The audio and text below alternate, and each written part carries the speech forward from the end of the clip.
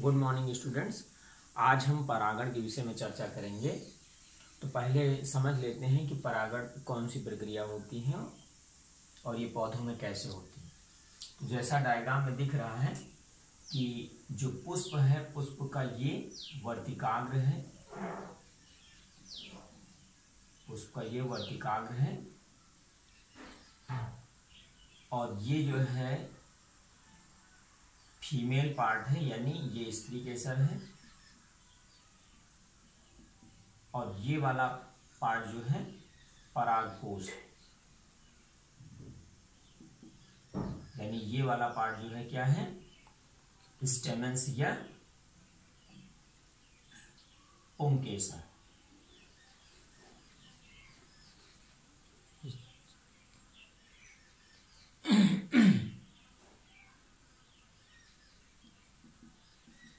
या पुंकेसर, इसके विषय में हम पहले चर्चा कर चुके हैं। तो यहाँ पर क्या होता है कि जो परागकोश के अंदर परागकण बनते हैं या माइक्रोस्पोर्स बनते हैं, इनका जो है वर्तिकाल पर पहुंचना, यानी जब ये वर्तिकाल पर पहुंचेंगे तो ये प्रक्रिया क्या कहलाती है, परागण की प्रक्रिया कहलाती है। यानी सिंपली हम इसको इस तरीके से कह सकते हैं कि परागकोश से परागकणों का निकलकर स्त्री केसर के वर्तिकाग्र पर पहुंचने की क्रिया परागण की क्रिया कहलाती है। ठीक, तो ये बात तो ये हो गई। अब इसमें क्या है, परागण जो है दो प्रकार का होता है, एक होता है स्वपरागण और दूसरा होता है परपरागण।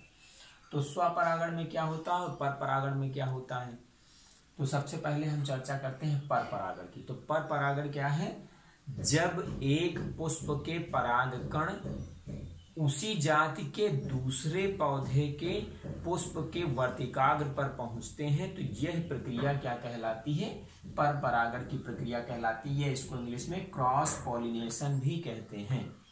तो जैसे यहाँ पर दिखाया गया है कि एक ये पौधा है ए, मान लो ये पौधा ए है और ये पौधा बी है। ठीक, तो ए बी दो पौधे हैं, दोनों में पुष्प लगे हुए हैं, लेकिन इसमें ये कंडीशन ये भी ध्यान रखना है कि एक ही जाति के होने चाहिए। जैसे पपीते का पौधा है तो पपीते का ही होना चाहिए, सरसों का पौधा है तो सरसों का ही होना चाहिए, डिफरेंट इसमें स्पीसीज नहीं होनी चाहिए, नहीं वहां पर परागण की प्रक्रिया कभी नहीं होगी। तो ये मान लो पौधा ए है और ये पौधा बी है। तो देखिए इसमें दर्शाया गया है कि इसका जो पुष्प है, इसके परागकण यानी जो परागकोश के अंदर परागकण बन रहे हैं, ये जो है दूसरे पौधे के पुष्प के वर्तिकाग्र पर पहुंच रहे हैं, तो इसे हम क्या कहते हैं, परपरागण की प्रक्रिया। और मोस्टली जो है परपरागण जो है किन पौधों में होता है, जैसे एक लिंगी जो पौधे होते हैं उसमें निश्चित रूप से परपरागण की प्रक्रिया ही संपन्न होती है, यानी उसमें परपरागण ही पाया जाता है, उसमें कभी भी स्वपरागण नहीं होगा। क्यों, क्योंकि उसमें अगर पौधा नर वाला है तो उसे जो है उसमें फीमेल वाला पुष्प नहीं लगेगा, और पौधा अगर फीमेल वाला है तो उसमें जो है नर वाला पुष्प नहीं लगेगा। और इसमें जो है परागकण की, अगर फीमेल वाला पौधा है तो उसमें पुष्प बना है तो उसमें अगर परागकण नहीं आएगा तो निषेचन की प्रक्रिया नहीं हो पाएगी, जिसके तहत जो है वहां पर बीज का बनना नहीं होगा या फलों का बनना नहीं हो पाएगा। तो इसके लिए निश्चित रूप से उसमें जो है क्रॉस पॉलिनेशन पाया जाता है। तो मोस्टली परपरागण की प्रक्रिया कहाँ पर होगी, जहां पर एकलिंगी पौधे पाए जाते हैं या एकलिंगी पुष्प होंगे। जैसे पपीता हो गया तो पपीते में निश्चित रूप से जो है परपरागण की प्रक्रिया होगी।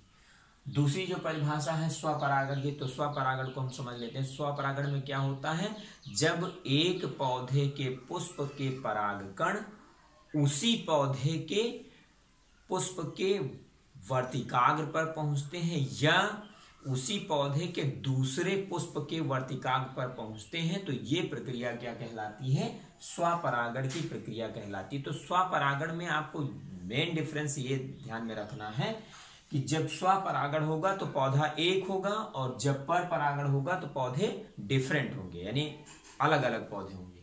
तो यहां पर देखिए सेल्फ पॉलिनेशन में क्या है, एक पुष्प के परागकण, यानी जो पुष्प है, पुष्प परागकोश है, परागकोश के अंदर परागकण बने हुए हैं, परागकण जो है रिलीज होकर जो है कहाँ पर पहुंच रहे हैं, ये जो है पुष्प के वर्तिकार पर पहुंच रहे हैं, तो इसको हम सेल्फ पॉलिनेशन कहते हैं। एक अलग सी प्रक्रिया होती है जिसे हम जो है, ये दोनों प्रक्रियाएं जो है स्वपरागण के अंतर्गत ही आती हैं, लेकिन एक स्पेशल प्रक्रिया जो होती है वो जीटोगैमी की प्रक्रिया होती है। तो इसमें क्या होता है, एक पौधा है और उस पौधे में एक पुष्प लगा हुआ है, उसके परागकण उसी पौधे के दूसरे पुष्प पर जाते हैं, यानी एक पुष्प ये है और दूसरा पुष्प ये है। तो यहाँ पर इस पौधे के परागकण जो है दूसरे पुष्प के वर्तिकार पर पहुंचते हैं, तो इसको हम क्या कहते हैं, जीटोगैमी कहते हैं।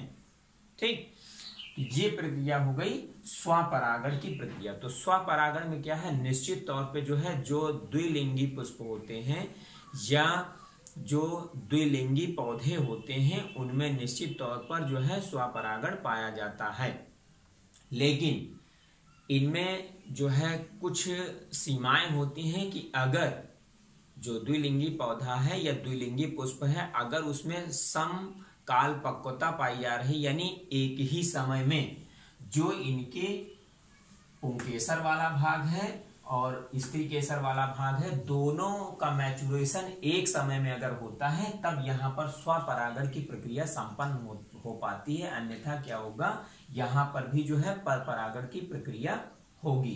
क्यों? क्योंकि अगर मान लो परागकण जो है मैच्योर हो चुका है, लेकिन यहाँ पर वर्तिकाग्र यानी इसका स्त्री केसर वाला भाग जो है मैच्योर नहीं हुआ है, तो इसमें परागण की प्रक्रिया नहीं होगी। अगर हो भी जाती है तो वहां पर निषेचन की प्रक्रिया नहीं संभव हो पाएगी, तो उससे कोई मतलब नहीं निकलता है। इसलिए जो है यहाँ पर समकाल पक्वता में जो है स्वपरागण की प्रक्रिया होती है। और अगर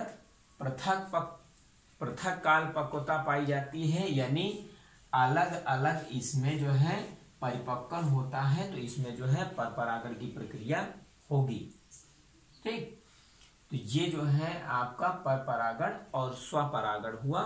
तो स्वपरागण में देखा आपने क्या होता है और परपरागण में आपने देखा क्या होता है, तो इसको आपको समझ लेना है। जो न कंफर्म हो फिर से पूछ लेना है। थैंक्स।